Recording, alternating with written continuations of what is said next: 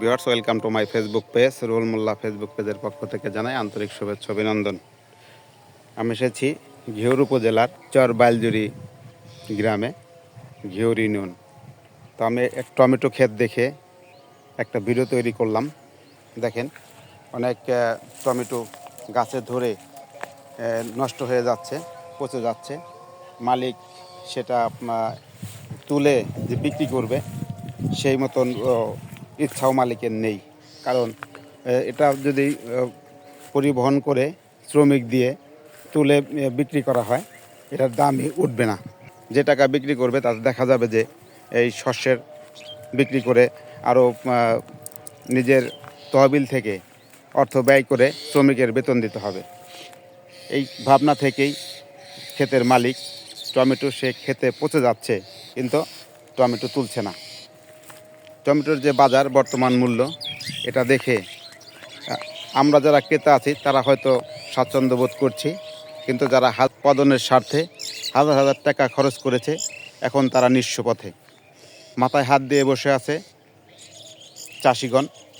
বাজার মূল্য এত কম হওয়ার কারণে তাদের এই ফসলগুলো এভাবেই ক্ষেতের মধ্যে পচে যাচ্ছে।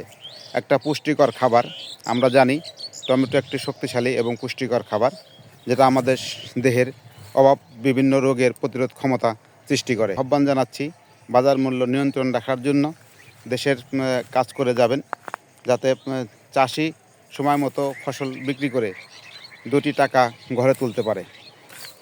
অবশ্য চাষিকে আমি এখানে পেলাম না, যদি পেতাম তাহলে তাদের সাথে দুটি কথা বলতাম, তাদের মনোভাবটা জানতে পারতাম।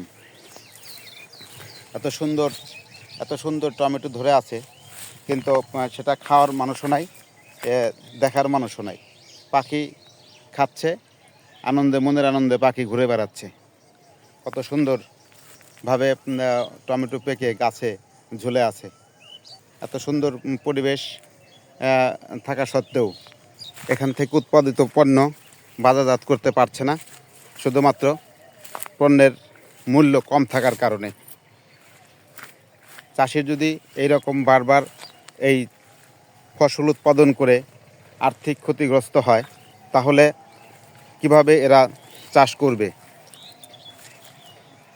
ক্ষতিগ্রস্ত চাষিদের জন্য সরকারের পক্ষ থেকে একটা অনুদানের ব্যবস্থা করলে এই চাষিগুলো ভবিষ্যতে ঘুরে দাঁড়াতে পারবে।